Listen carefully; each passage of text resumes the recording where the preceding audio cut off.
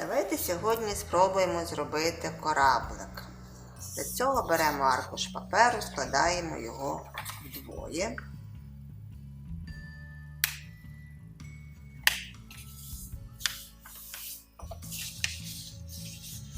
Тоді загинаємо ось таким чином вверх. От. Потім от так.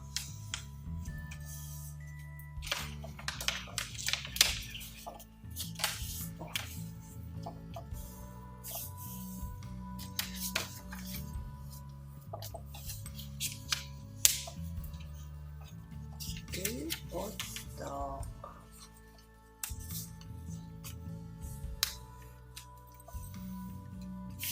Підгинаємо нижні краї смужки.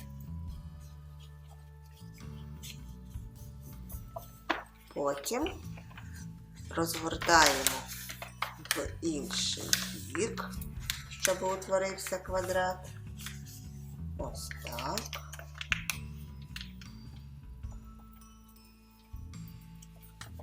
І підгинаємо кутики. Ось так.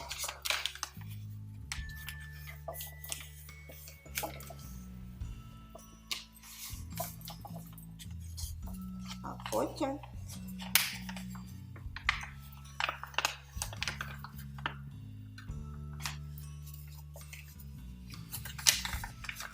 розгортаємо кораблик.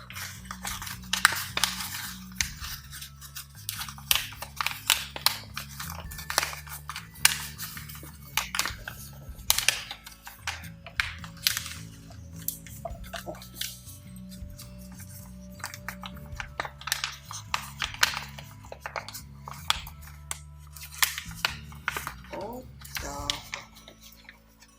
От у нас вийшов ось такий корабличок.